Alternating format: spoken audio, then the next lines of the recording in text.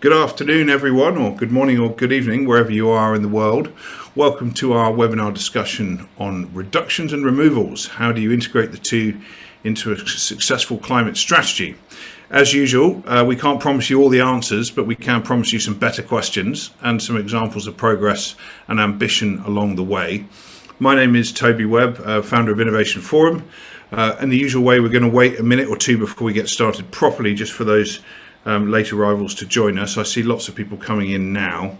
Just briefly, if you're not familiar with Innovation Forum, we're about a 10-year-old company. We've been working effectively for decades, and we focus really on helping drive engagement and discussion in increasingly complex and detailed areas of sustainability. So we do a lot of work around land use, deforestation, human rights, plastics packaging, apparel and textiles, that kind of thing. If there's a difficult supply chain issue, we've usually got something involved in there in terms of a conference, a research report, webinar, podcast, newsletter, etc. If you want to keep up with this discussion afterwards and with our other work, the easiest thing you can do is go to your podcast app on your phone and search for Innovation Forum, and you'll find lots and lots of content for free, discussions like this one. This will be recorded in audio only and then put on our podcast channel with some minor edits in a week or so. So if you forget some of the complex things we're going to talk about, you will be able to listen to them later on the Innovation Forum website or on our podcast app. And in this webinar, we're trying to talk about how leading companies and others can start to go one step further in developing programs to actually remove carbon from the atmosphere, because of course in the complex world of accounting, it's still unclear about who can counter carbon removal and when. But that doesn't mean we have to just sit around doing nothing in the midst of a climate crisis until we get the right rules, which of course may then change. So we're really going to talk over the next hour or so about the frameworks needed to incentivize the right action for brands. How do you balance emissions reductions and removals in an effective strategy through the lens of our speakers' experience? We can't speak for everybody, but we are going to cite some examples of reductions and removals programs, looking at some of the headline challenges around calculating and claiming emissions, removals, reductions, and what are the opportunities here? As you know, any business challenge has to be framed as an opportunity. There's always an opportunity somewhere.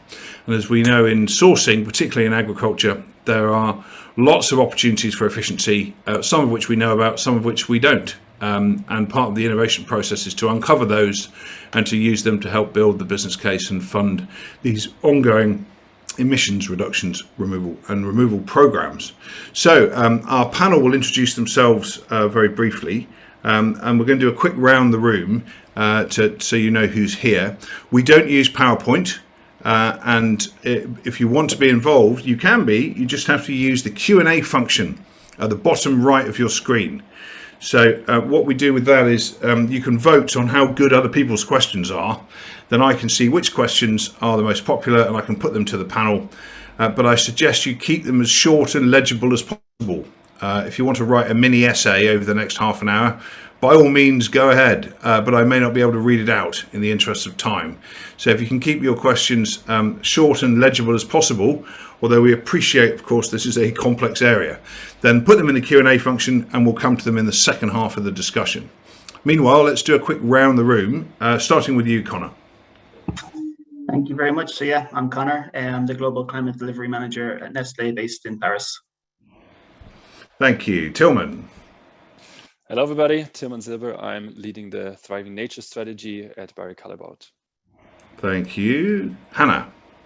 Hello, everyone. I'm Dr. Hannah Berger. I'm a food and water senior scientist with the Nature Conservancy based in Manhattan, Kansas, the Little Apple.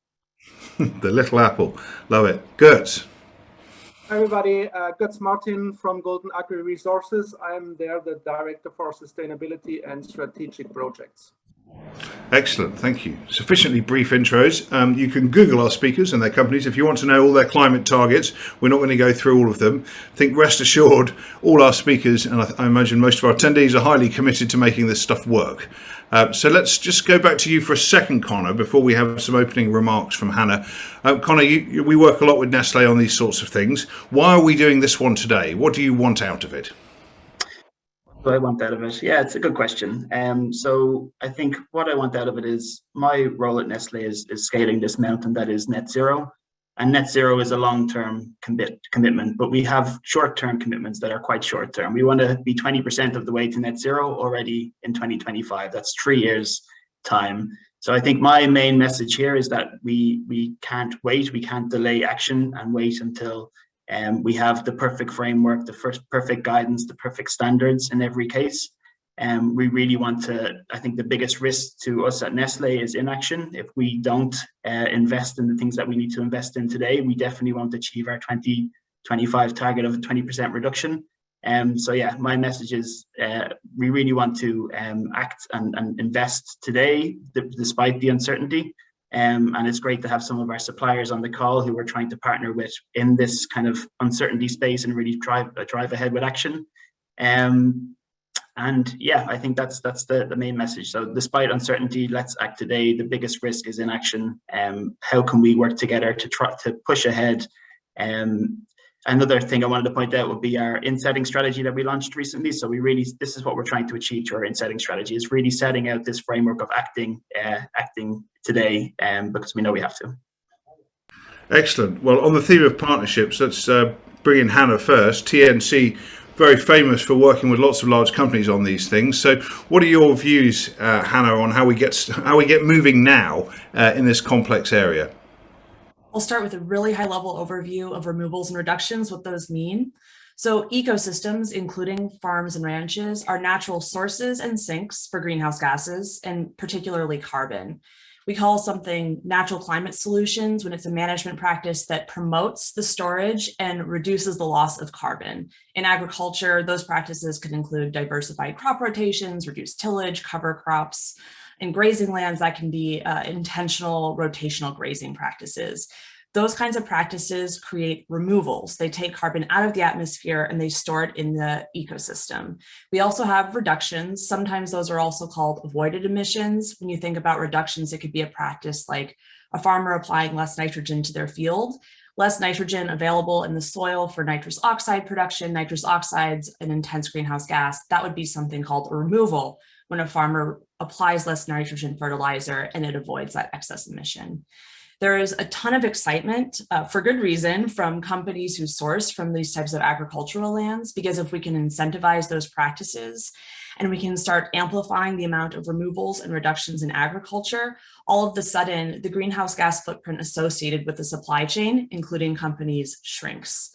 The trickiness comes in when we start contextualizing this kind of practices in the broader corporate greenhouse gas mitigation context, and also the rules that guide them. So we've already had a question about greenhouse gas protocol, the whole ecosystem of entities out there that are working to find ways to create rules. And again, the big challenge is that ecosystems are dynamic by nature. There are fluxes and there are sinks in ecosystems, they're non-equilibrium. Trying to put rigid, fixed guidelines on them can create challenges. And that's why I'm excited to be here this morning and to hear from everyone else, because it's been really energizing watching the industry converge around this problem of how do we create rules that are transparent, that are fair, that are legitimate for a system that is incredibly dynamic and hard to track. Thank you, Hannah. That was incredibly clear. Can you come back and do this every week, please? That was great. Sure. Thank you. We'll talk more about the rules a bit later, because as many of us know, we're lacking clarity. We're told we're going to get some, but as Connor said, we need to crack on now and get some stuff done. So on that note, Connor, back to you. What does that mean in practice today? Yeah, absolutely. So, when we're looking at transforming our agricultural supply chains, we have to think holistically about that. So agricultural systems are quite complicated. It's not like we're burning some fossil fuels and some greenhouse gas emissions are going up the chimney and we want to stop that. In an agricultural production system, there's multiple sources and sinks, and we have to think about each of these when we design programs to move towards more climate-friendly practices. So for us, it means very different things in different agricultural supply chains. So it means very different practices in the dairy supply chain than in a cocoa supply chain, than in a palm oil supply chain. So at the moment, we're really looking at what these practices are that we want to promote in different supply chains in different parts of the world.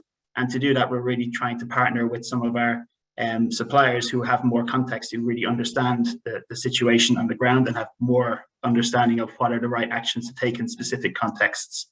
So we're really trying to work with our suppliers, both in doing primary footprint assessments of our farming systems to really understand those emissions and those removals happening in these production systems, and understand what practices can reduce those emissions and enhance the carbon sequestration on these farms.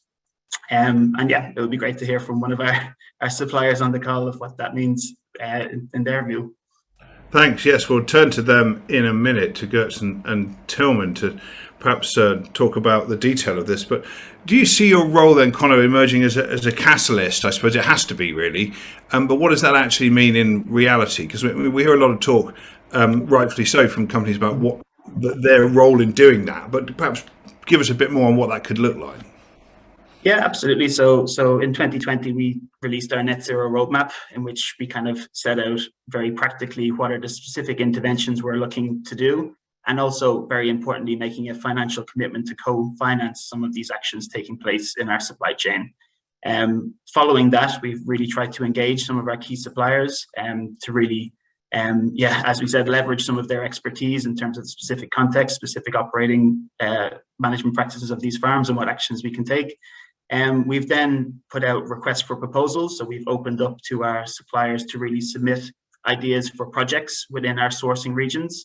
So that might be agroforestry, so planting additional shade trees in cocoa production systems. That could be programs that increase the productivity of dairy, or plant kind of silvopasture more trees on dairy farms. So I think we have 40 or 50 different intervention types that we're looking to roll out across different crops in different parts of the world with different suppliers. And it's really trying to figure out those models, those co-financing models, where we can both invest together with our suppliers to achieve our shared objectives on climate in our shared sourcing regions. Thank you. And I have to ask you about competitive collaboration, because you and your competitors are all sourcing from the same places. So tell us a bit more about where you are now in collaboration there, because there's lots of collaboration initiatives between the brands, agreed targets and headlines, which are great. And now, of course, that's all happened only in the last few years. So where are we now on breaking down those barriers to collaboration to make sure the farmers aren't getting, multiple requests with slightly different criteria? I think there's good progress on collaboration on certain fronts, but maybe not on others. So I think there's good progress on collaboration when sectors are coming together, like the cocoa sector is coming together to agree very clear rules on how you should conduct farm footprint assessments on farm, what data you should collect, and having a very standardized process there, and how that data gets shared along the supply chain.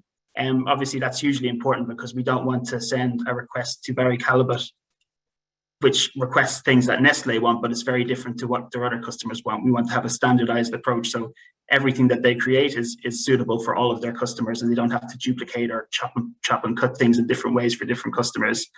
The place where I don't think we've made that much progress, and we need to make more progress, is collaboration on investment to achieve large-scale projects. It's very challenging at the moment to sign contracts with our peers to do big-scale projects. I think we can sign contracts with our suppliers, but it's very hard to start making that a bigger project with multiple peers involved, just because of legal pushback internally and things like that. But I think that's something that we're progressing on, but I don't think that nut has been cracked yet.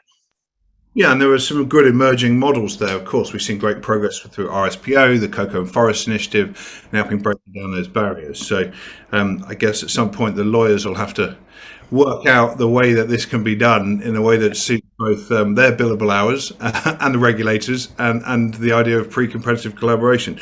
Well, that's good to hear, and thank you for the frank assessment. Well, Tilman, turning to you then, talking of cocoa, how does Conor's remarks reflect your experience? And perhaps you can give us some examples of what this is looking like now in action, and any other views on how this area can evolve faster. Tilman.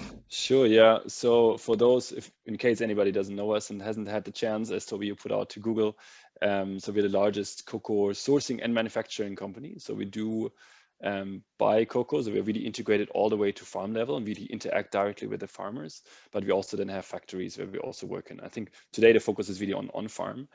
And I think there's a lot happening in this space, right? Just to say that, I think the science-based targets have really made climate a mainstream topic. And not only that, with their focus on scope 3, which is overlapping, right? So our scope 3 in Cocoa is also Nestle's scope 3. So we have this overlapping scopes, which is really a great enabler for collective action, at least vertically between suppliers and customers such as Nestle. And I think Nestle has really, is really leading the space right now, as kind of, pointed out with their RFPs, etc. So there's a lot of kind of action happening right now. On our side, also speaking about reductions and removals, for us, the biggest part of our emissions are happening on farm. And that's on the one hand side, the land use change. So a big, kind of historic liability from conversion of forests to cocoa landscapes that has happened. And that is still a big part of our inventory. And the other element is opportunities for removals from agroforestry. And we're both working on those two elements. So on the reduction side, it's a lot about traceability, knowing where it comes from, right? Otherwise you cannot make sure it's not coming from forest. So we are working with those extension farmers that I just mentioned to really map out individual plots and really walk around those plots and getting the polygons and getting them up into systems. So we actually know which areas we are sourcing from. That's step one. And once we have that, we can start to actually monitor those through satellite imaging. So we're using Global Forest Watch, which provides an annual update of deforestation in those countries. And we're using also we're experimenting now with more kind of near real time, more frequent updates on where deforestation is happening. So we get a good picture for what's happening on the ground. And then the last step, obviously, you have to respond to those, right? So you need to go and actually engage with your suppliers if you notice that there's something happening. So you need to come up, you need to ask for clarification, you need to ask for remediation, etc. So those are the kind of the items that we're working on the land use change part. And now with, it's also partly becoming compliance topic with EU deforestation regulation, which I expect will have a very strong influence also in the land use change. In that sense, really be fully aligned with science-based target. But also, maybe quickly just to wrap up on the reduction, I think that's a huge piece, right? It will take a long time. Smallholder farmers are very, very integrated with local, with other industries, with the timber industry, with local governance. How well is the law made? How big, how well is it enforced, etc. So those are really kind of very challenging elements that need cross collaboration, not just within our industry, but then also with our industries and with other industries and with the public sector. So that's a huge, and I think very pre-competitive space for all of us to be in, and where we also, under the title of landscape, for example, we have a lot to do still. Also echoing a bit of what Connor had said there's a big, not just opportunity, but need for collaboration. It's a bit different when we talk about removals in agroforestry, because this is really on farmland that we are sourcing from, again, since a very long time. So here we are very ambitious. We're working very integrated in-house and running our own nurseries, because in some of those countries, right, it's really hard to get only good, planting materials. We're running our own nurseries, distribute them to the farmers, and then it's not just basically distributed and drop them, but we are, working with training and also payment for ecosystem services. So you need to basically have all that follow through from the tree planting to make it actually a tree growing exercise, because only then you actually really remove from the atmosphere, and you actually make sure that it's also permanently stored. So this is we have now developed a full kind of farmer journey, where a farmer has really touch points over up to 10 years to make sure that really agroforestry is a success in the long term. And again, for this, as for many others as a B2B, for us, it's really important to work together with our customers, such as Nestle, and sometimes also with our peers. Yes, well, asking you about your peers, it seems fair to ask you the same question I asked Connor, really. Where are the gaps in collaboration with your peer companies to enable this?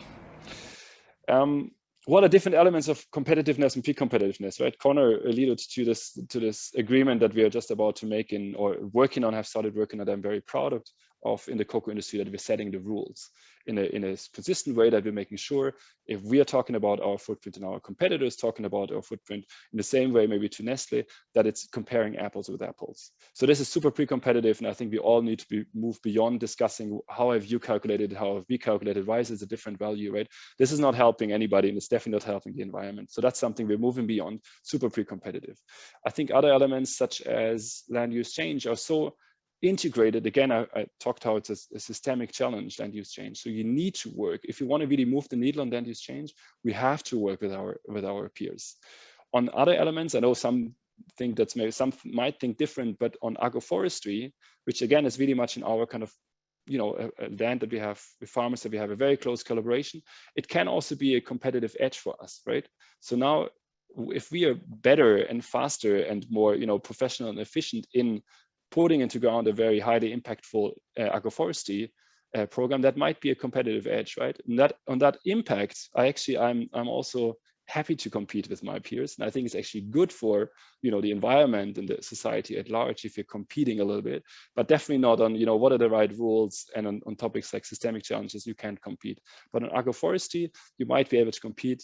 Of course, some things you have to also coordinate, but here's also a bit of an area where we think, you know, we want to, you know, we want to show that we're to the market and capitalize that we're actually doing a lot, and we believe that we're good in what we're doing. That's a really important point, isn't it? You know, collaboration doesn't cover everything, and neither does pre-competitive or super pre-competitive. I like that term. And competing to see who can have the most agroforestry in cocoa sounds like a really good competition to me. And I guess the way you talk to farmers about this is not using any of the terminology we're using here, which sometimes we struggle to understand. It's more about, do you want to hedge against climate change? Do you want to have an average lower temperature that will affect volatility of yield and so on? I imagine that's the language you use when you go and talk on farms to farmers. Is that right? Absolutely. I mean, in fact, you know, farmers like that are often having a fairly, you know, necessarily they have a relatively short-term perspective. So what we're doing needs to basically work out from the economics from their side.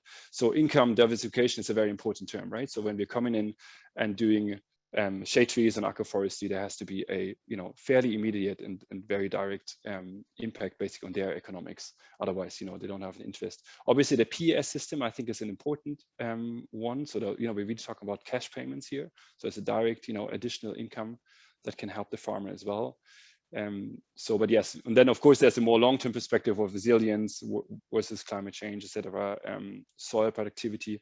But often, right, they're a bit less in convincing the farmer. They're a bit more long-term, right? And farmers often, again, necessarily so have a relatively short-term time horizon. So it has to really work for the farmer on a short-term as well as for a long time. Yeah. Well, that diversification thing is so key, isn't it, Gertz? We've spoken about that many times, and I've just seen some great examples from Cotton Connect in Pakistan and India. You know, making the business case for flowers with cotton farmers: have flowers, get bees, make honey. Look at the price of honey. You know, some really quite simple dynamics that can drive up incomes quite quickly are in play now, which is great. So, Gertz, moving over to Indonesia from palm oil, I guess largely from cocoa. Well, what are your thoughts on all this? And if you have some examples to bring it to life, I'd love to hear them, Gertz. Yeah, thanks, Toby.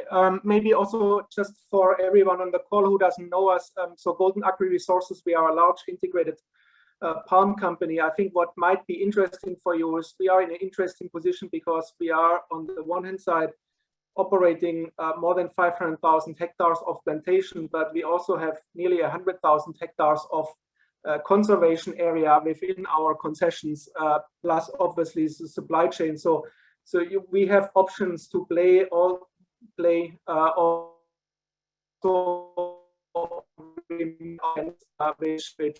which gives us a broader range of things we can do. Yeah, you know, I think on the supply chain, I agree with many things what Tilman already said. I think we face a similar challenge. Scope 3, I think everything on our side is focusing on making the supply chain deforestation free, so we get the historic land use change backpack emission down over the next 15 years. I think again also, you know, collective action on how do we manage companies who have met our requirements, remediation, compensation actions. I think there I'm very much aligned.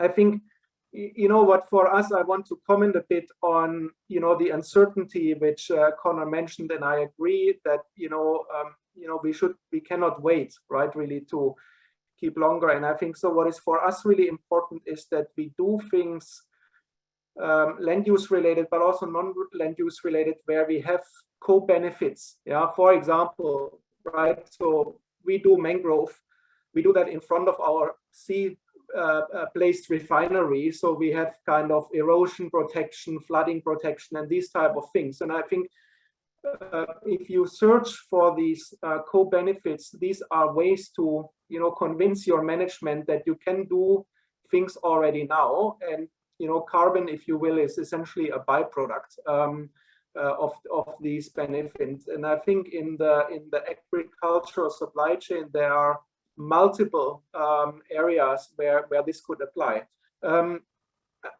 I think one more thing, if you think about palm, and maybe that is different than in the cocoa supply chain, is that obviously most of our suppliers and also we are further down integrated. Yeah, so Nestle is buying essentially crude palm oil from us, but also refined products. And so if we go a bit further down, what is quite interesting if you look into GAR is that our split actually between the plantation and the rest of GAR is roughly 50-50 in respect of emissions. And especially on the non-agricultural side, there are a number of quick wins, I really want to call them, which would help to bring down the emissions of Nestle quite significantly. And especially at the moment with all the global political turmoil, I think there are many interesting thoughts related to being not depending on on fuel or gas deliveries from somewhere abroad, fertilizer, right? And so you can also work with farmers along the way. Composting is a big topic nowadays, right? So because fertilizer costs essentially tripled in Indonesia in the past few months, and that might break smallholders' necks if they face so high fertilizer costs right now. And so how can you overcome? You do compost, you use liquids from your waste liquids and put them on the compost, and so you have double savings. So I think these are the projects we need to look for, besides stopping deforestation in the supply chain, to overcome a bit of that uncertainty in respect of how is it measured, how is it accounted, etc. right now. Thank you. The fertilizer point's a really interesting one. Hannah, let me come back to you, because you mentioned nitrogen earlier, and it's a key problem and a key input. So are there further examples you've seen of turning resilience thinking into opportunity, bearing in mind the old cliche that we should never let a good crisis go to waste? Great point. The avoided nitrous oxide emissions or reductions is a really interesting one. I work primarily with farmers in the central US who grow corn and soybeans. And for a lot of them, they are interested in finding ways to reduce their fertilizer use, both because it saves them immediate money on their bottom line. It also has water quality benefits on site and downstream. And then additionally, as we've talked about, excess nitrogen in the soil, if the conditions are right, the microbes will actually reduce that to N2O, nitrous oxide, which is a really intense greenhouse gas emission. So that's what I was referring to at the outset, which is there's already a lot of interest from farmers in dialing back their nitrogen application to the field. And we get all these benefits, including potentially one where farmers might be compensated for that reduction in greenhouse gas emissions. There are a few key challenges. The first is that many farmers don't have detailed receipts and prescriptions for where they're putting nitrogen on their field. Some do and some don't. And so that means we don't know what the delta is between we've intervened and we've paid you for this reduction versus nothing, right? The counterfactual. The other major challenge is one that also you find in carbon removals, you find in methane reduction accounting as well, which is that nitrous oxide coming off of a field is incredibly variable across space and time.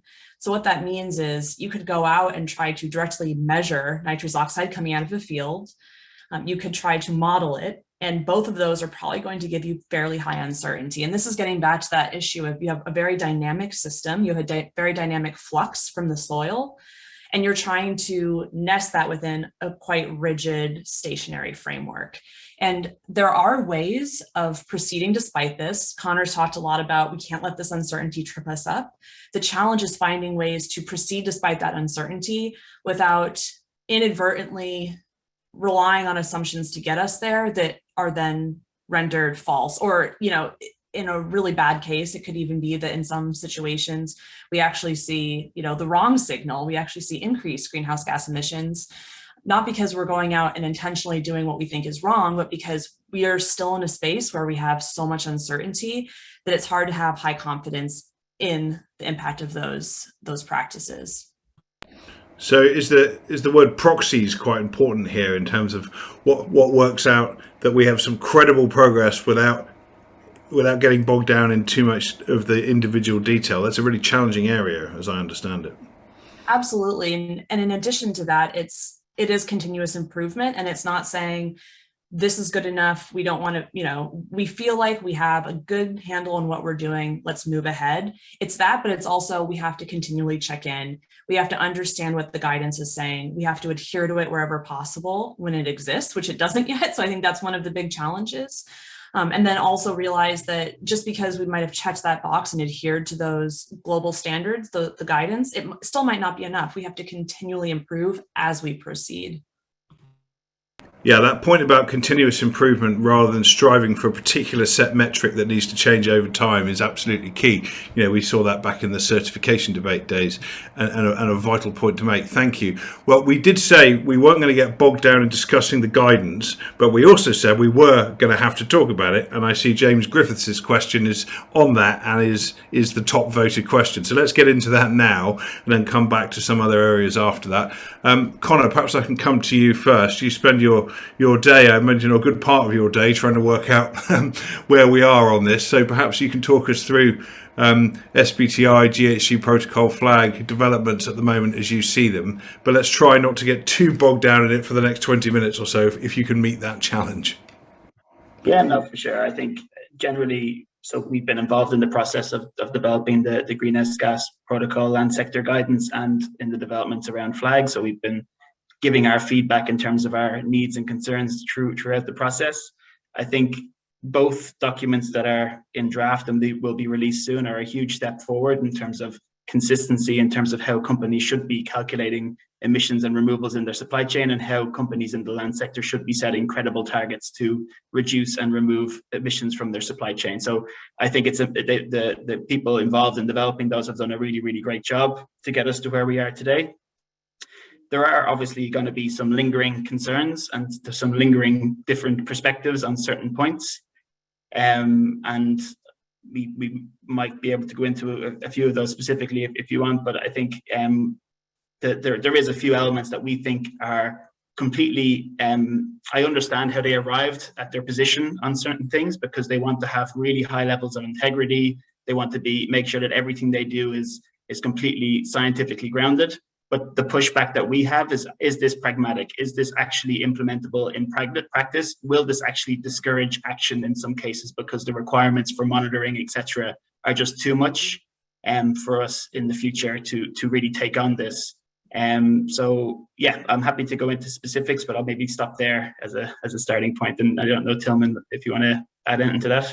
I'm sure you might, Tilman. I mean, I think the old cliche is, yes, another one, don't let the perfect be the enemy of the good, and I imagine that's top of your agenda at the moment, Tilman. Sure. So apparently now we're going a bit into that direction, but happy to share my kind of 2-3 concerns. Really underline the importance of pragmatism in this one. One thing I think also somebody raised it in the Q&A is the question of the land boundary, right? Particularly in a very integrated smallholder model. I mean, we're buying most of our cocoa from smallholders in West Africa, and there the land use dynamics are very, very, very high. They're very volatile, etc. So yet the greenhouse gas protocol seems to really want us to, focus on the farm boundaries. Whereas in order to really, for example, fight deforestation, it might be what's needed on the ground might be to really go and, protect that forest, which is over there. And we know it's under threat of being converted to cocoa, or even maybe it has been in the past converted to cocoa and is now fallow land. But in the science-based target, as we currently understand it, we don't get any kind of acknowledgement for that. We cannot report it. So we think that there is some level for where pragmatism would be very, very helpful. Another element is in traceability. Again, traceability is important, but it's a tool. It's not yet impact, right? And in many supply chains, it will be very, very hard to go to full traceability. Yet again, Greenhouse Gas Protocol in the current form, I think is sometimes a bit challenging in that it puts a lot of kind of focus on traceability and makes that a key requirement. Whereas I think sometimes we can't afford, again, for the benefit of the climate, to spend another 5 years in trying to collect all those data and kind of to restructure the supply chain to make it fixed and fully traceable, etc. We have to be able to start today and be able to again account for the benefits of what we're doing. And in our case, right, we know that we're sourcing from Ivory Coast, we know we're sourcing from Ghana, not maybe specific from this and this farmer, but to work on this kind of supply chain model is, I think, very helpful. And again, also if you're comparing that to companies which are not looking so much at insetting, but really offsetting as a measure, I think that's where the level of pragmatism in saying we account only for everything that is in Ivorian cocoa farming is, you have a very high, I think, integrity. Whereas if you would say we go offset in entirely different areas, which is, in some industries is still the benchmark. And the last element is on permanence, right? So, I mean, yes, we need to make sure that if you're doing removals, they stay in place. And the carbon markets have issued carbon credits for removals, so for tree planting for a decade or more. So there are solutions out there. Yet again, in Greenhouse Gas Protocol, we open that discussion again, and we're speaking about 100 years or almost eternal kind of monitoring of removals, which just makes it very, very, very unattractive for companies like us to actually, build our strategy on that basis. So those are some of the challenges I currently see. I presume the rules won't be set in stone and can be changed over time, but we also know once rules get set, it can be very difficult to change them, given the process that everybody went through to get there. So let's hope for that flexibility. This term supply shed, I feel like I missed a meeting because I've only just started hearing about it, but at our Future of Food conference in Minneapolis 2 weeks ago, that was one of the top phrases on the agenda. Tillman, just clarify for us as briefly as you can, what do we mean by a supply shed? Because we hear about landscapes, we hear about jurisdictions, now we have supply sheds. What is that? You missed 20 meetings probably, at least. Well, a supply shed, I hope I've never tried to define it, but anyways, so essentially a supply shed is the level at which you kind of mass balance. So you would basically say, if a supply shed, within that, you can basically balance out your physical supply and your, let's say, your carbon benefit. So basically you would say it's almost like, it's tricky to define it. Maybe help me out if you want, but essentially you're turning around, that's what I say, it's the unit at which you're doing the mass balance. So basically it allows us to then say, well, we don't know exactly for this farmer if we're really physically sourcing from this farmer, but if we say, for example, Ivory Coast is our supply shed, we can basically say we're sourcing in Ivory Coast from, let's say, 1,000 farmers. It's more like 100,000 farmers. And then it's not so important that when we're doing agroforestry, it's exactly with those physical 100,000 farmers that work with us. We can work with any, and then by enough mass balance within our supply shed, right? So, and that obviously has a huge effect if I put a supply shed at the level of a country, of a kind of region, or even of one cooperative. It allows you to go to action very, very quickly and be able to claim it and not to worry too much about, is this farmer now in this year in my supply shed, maybe drop next year? Do I have full traceability? So it's a very pragmatic approach, in my view, to really, spark and kickstart actually climate action today. That's very helpful. Hannah, would you like to add anything to that? No, I actually think that was a great definition. Well done, Tillman. Excellent. Well, on the guidance side, Gertz, is there anything you want to add? I know a lot's been said, but I want to give you a chance to comment on that, given it's our top question on the webinar. Yeah, I think what is important on the guidance is that it's, it needs to be smallholder friendly, right? I think bigger companies will be able to, manage technical difficulties and have enough resources to do so. I think smallholder friendliness is important.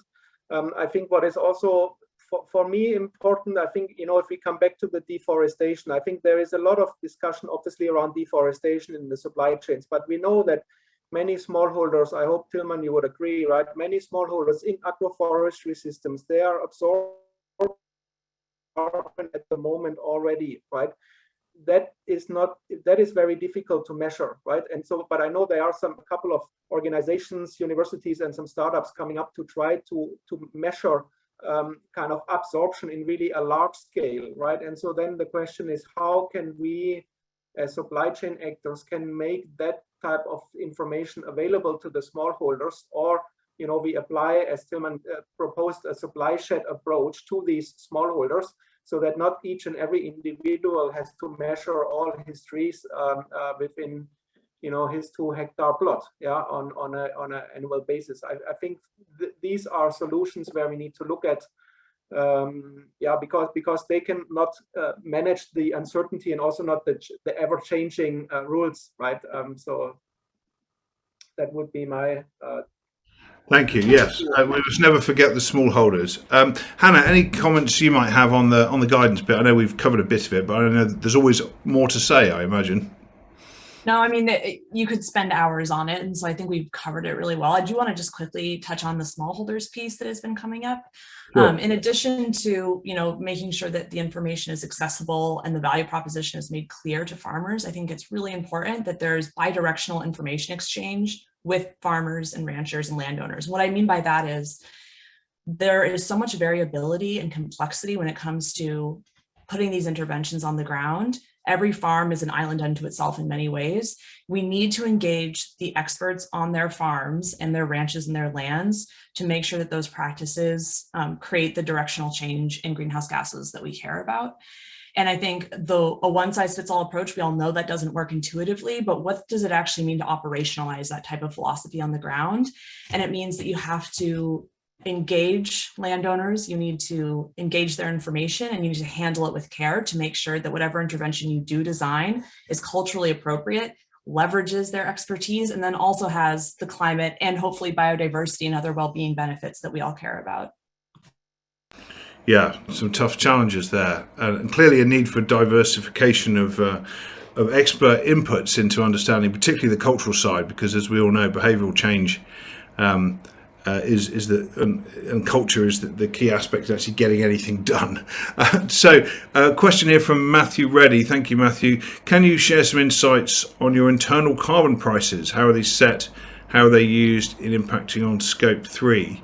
So, a relevant question. I think. Who wants to go first? I guess, Connor, can I turn to you first? Yeah, for sure. Happy to. So we have what's called an implicit carbon price. So we're getting all of these great proposals for projects from all of our partners for different crops in different parts of the world. We know what the likely planned benefits of these projects are, and we know what the total project investment is and the Nestlé contribution to these projects is. So we can quite quickly calculate the cost per ton of carbon for these projects. So we can quite quickly see across different project types in different parts of the world, what's the cost per ton. And we can use that information to really focus our investment as much as possible to get the biggest return for our money. But we can't just look at carbon. There's many other things that we have to consider. If it's in our scope 1 and 2, it's more expensive, but we have to do it.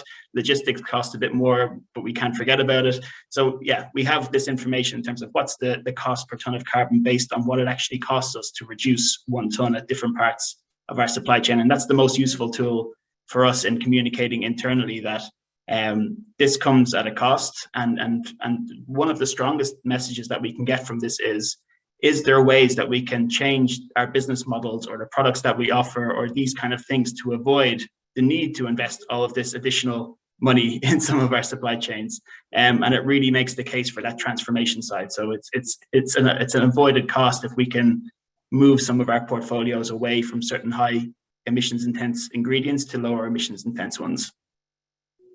Thank you. Further comments, Tilman? Do you have an internal carbon price? So, is there a risk of aiming towards one narrow target too much? I mean, there have been comments around net zero on this basis. What are your views?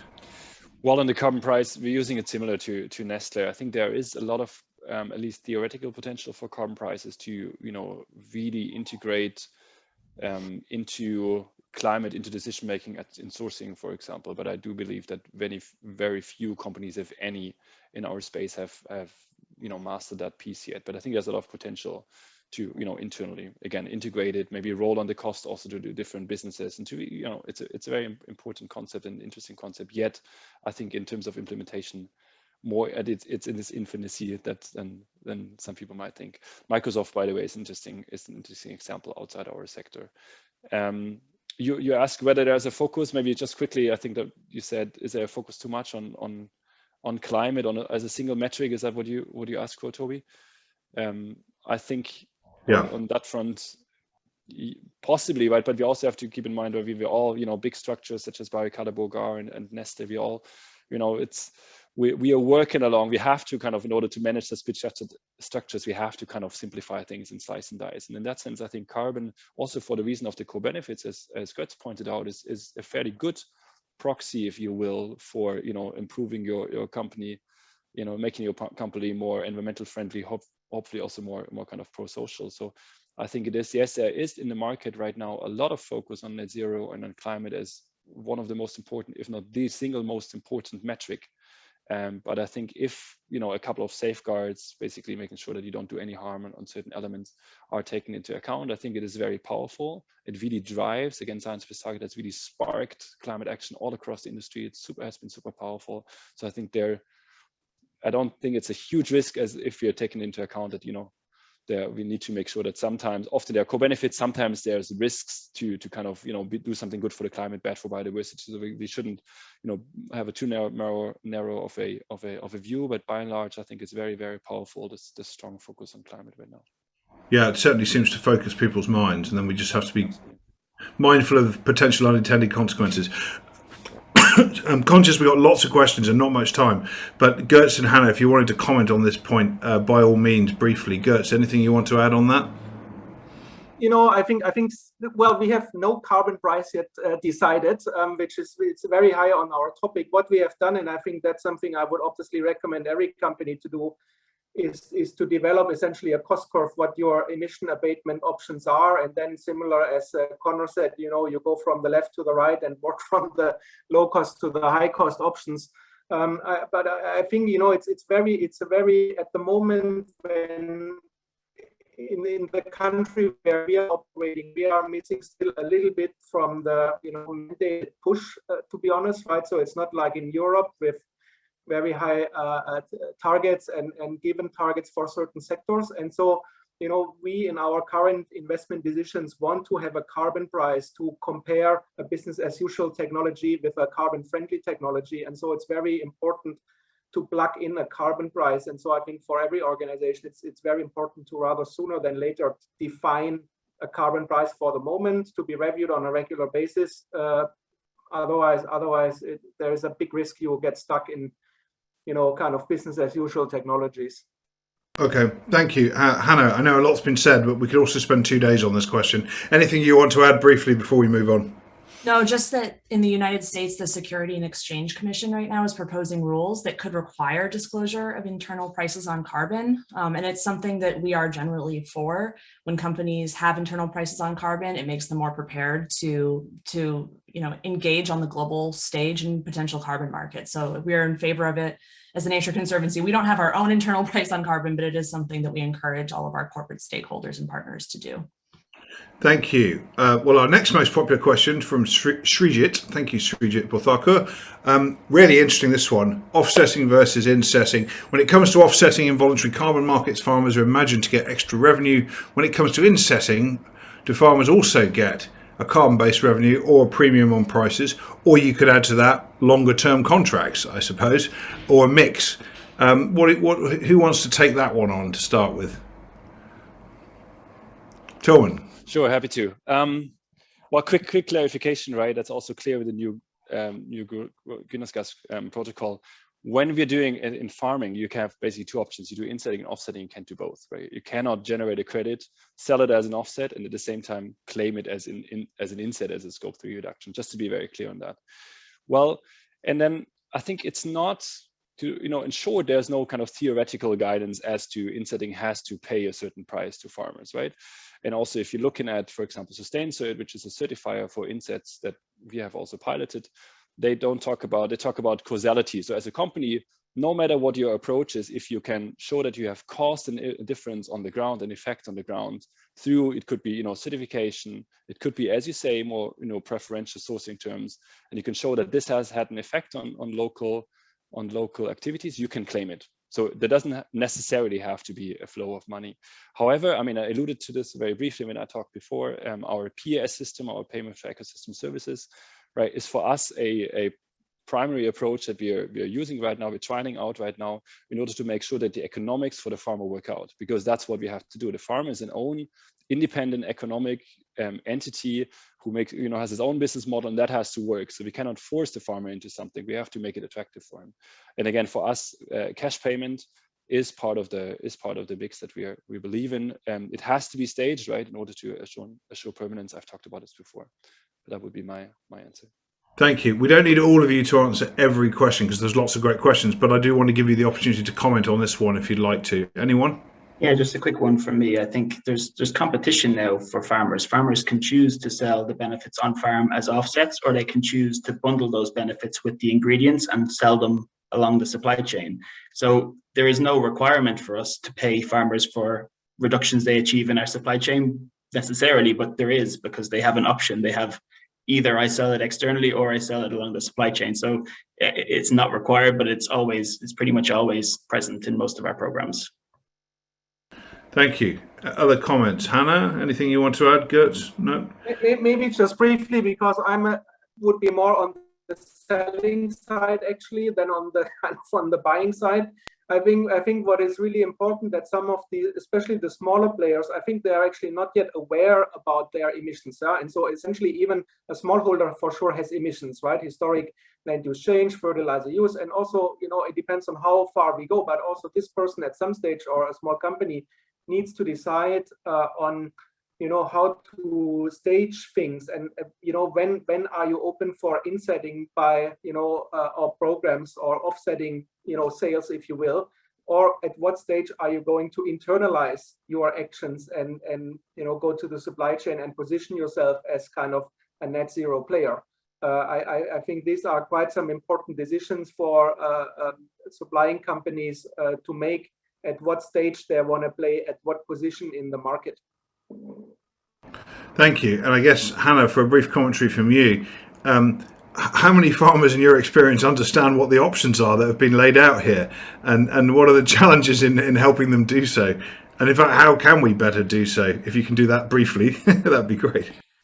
A lot of the farmers that we work with in the US who have enrolled in these programs are doing so because they're curious. There's so much noise, they want experiential learning. The farmers who are interested in it for economic purposes are usually waiting, which is a challenge because they know there's a potential opportunity cost if they think they could get more money down the road. And that undermines everyone's objectives in this space. There is, again, it's getting back to this balance of how do we make something general enough so that it's understandable, but specific enough so that it's actionable to a farmer, especially when those details shift over time. So I always tell farmers, farmers and ranchers, put your business cap on. If you need to get legal counsel, be really careful when you're proceeding because there's a lot of opportunity, but there's also considerable risk. I think the points that have already been made, which is I think ultimately going to be increased competition for farmers, and those people who are approaching farmers and trying to enroll them in either offsetting or insetting programs are going to have to really sharpen their business case and be incredibly communicative. And after a rancher signs a contract, continuing to work with them. So it's not just a one-time signature and gone. It's going to be an ongoing relationship. So yeah, I agree with everything that everyone has said. And just again, that emphasis on the challenge of being both general and specific is something that comes up again and again in this space. Thank you. It feels like we should do a whole separate webinar on understanding farmer risks and how you overcome them. Educate is sort of the wrong term, isn't it? Help understand pathways for the right action by them, because that clearly is something that's vital. We've got another time for a couple of great questions here. Carlos Saviani, thank you for yours. In the planting of trees for carbon capturing for cocoa, milk, beef, any other farm product, can they be cut down and sold? If so, what happens to the carbon balance? And that couldn't be allocated to other farm products, could it? I mean, that is a good point. As you've all said, land use is dynamic and changes over time, and trees take a very long time to grow. Any thoughts on that? Anyone want to volunteer? I can jump in initially. So I think this is one of the key topics that the Greenhouse Gas Protocol is wrestling with, which we call permanence. If you plant, you do agroforestry, and as Tillman said, there has to be kind of income diversification, and quite often that means that they can chop down that tree and use it either themselves or sell the timber. That's a form of income diversification, but that removes the permanence of that carbon being sequestered. So it's you have to consider both. And yeah, you have to structure your program so you achieve both. You achieve more carbon being sequestered permanently, but you also achieve the goals of that farmer, which might be they want to get additional fruit crops from certain trees, or they might want to chop down certain trees every now and then to use it as firewood or to sell it on the markets. But once you chop down that tree, that carbon is no longer stored, and you would have to report that as a reversal, as emissions going back into the atmosphere. So it's a complicated perspective of, we want to keep this carbon permanent, but we also have to recognize that not all trees are going to be left in the ground, and the farmer has the right to chop down a couple of trees if they choose to. Absolutely, yeah, very interesting. Tillman, yeah, briefly, if you wouldn't mind. You know, again, I think the carbon market has some answers here. I think, you know, very right to what you said, and often those timber trees also are great in carbon, right? Fruit trees often they stand, but they don't have as much carbon. I was just going to say, even if you cut them down and, you know, if you replace them and you correct for that factor by something that in the carbon market is called long-term average, right? So in a rotational forestry system, you know, a tree is growing, it's cut down and it's regrown. But if you kind of change the business case for the farmer, that's interesting for him to, even after one harvesting period, regrow the timber and, you know, make that really an intrinsic part of his business model, an integrated part of his business model, then you can account for it also in accounting terms. You basically account up for, you know, the full long-term average, which is maybe 2/3 or so of the maximum that you're achieving in the field. And if you're doing it this way, sign up the farmer to a kind of farmer management, you know, a tree, basically forestry management plan on his farm, and that farmer sticks to it, harvests it as planned, prunes it and thins it as planned, but then replants it, and you take that into account in your carbon model. I don't think there's a problem, right? The problem is then if it totally drops again the timber business model. But I think in many cases we see in insetting is actually, it's a good approach. It makes sense from an economic perspective, balanced with a climate perspective. Great, thank you. Time for perhaps one more question, which perhaps I'll put to you, Hannah. Tell me if you feel this is better for somebody else, and then we'll do a quick round the room as to what you guys would like to see happen from here. Sajiv's question. Current understanding is that removals from conservation land would not count against removals from a company's carbon inventory or in meeting targets. What's the insight on this? Hannah, do you have some insight for us on that? Actually a good follow-up question from what was just discussed, because there is just a lot of issues with removals, right? So, and I think the permanence issue is probably the one that's front and center, and it's probably why there hasn't been a way to integrate those with things like science-based targets. And it's another reason why we should also make sure that we keep reductions, you know, front and center, because a reduction is permanent by nature. The moment that nitrous oxide or methane is not emitted, it's permanent and it can't be reversed, whereas removals can be. And that doesn't mean that removals aren't going to be legitimate, but it does mean that we have to have really wide safeguards, and that could dilute the actual sort of quantified credit or asset or outcome that we're seeing. So it's a great question. I don't think we're there yet, but it's an important distinction to make between reductions and removals. Thank you. So just briefly, before I give the final word to Connor, what's your one key takeaway from this that you'd like the audience to remember, or the one thing you'd like to see happen next? Hannah, let's stick with you, then go to Gert, then Tillman, and then Connor, you can have the final word. And if we can all keep it pretty short, that'd be great. There is a lot of uncertainty in this space. It doesn't mean we can't proceed, but it does mean we need to take care. And just because guidance is forthcoming, meeting that still might not be enough. We need to be continually improving while we're proceeding on climate action. Thank you. Gert. Well, as I mentioned in the beginning, I think searching for or looking for co-benefits is very critical. You need a balance between removal and reduction. In my view, many reduction are quick wins. Removals take a bit longer time. So don't be overly too excited about removals. Okay, thank you. Tillman. I think similar lines. So we have to be pragmatic. So let's move, even if the rules are not fully clear yet. And we as a professional sustainability and climate people, we have to use our own, I think, professional judgment and integrity. I think that's a very important part right now. Move ahead, but knowing that also nature is part of the solution. It's maybe like, 30% or so by 2050, but it's not all, right? So also for the reason that Hannah pointed out, it can be all. So let's not forget decarbonization and really, reducing fossil fuel use as much as possible. Absolutely. I sometimes feel as if agriculture is getting way more of the blame than it should do compared to leaking gas wells and fossil fuel use. Anyway, Connor, over to you for the final word. What would you like to see happen next as a result of this and ongoing work? Yeah, no, I think the main message that people should act and act now, even though there is some uncertainty. I would definitely call out to other actors that haven't maybe been very much involved in so far in these kind of developments on greenhouse gas protocol and flag. I'd call for you to get involved in those discussions. And there's going to be drafts released soon. There's going to be piloting happening soon. So definitely get involved in the discussion, and let's get to a set of rules that work for us, that work for our suppliers, that work for our farmers, that deliver the action that's needed, but deliver it credibly and with high integrity. Great, thank you all. Well, thanks so much to the panel. Good luck in the work you're doing. Innovation Forum is here to support your journey and you and the audience.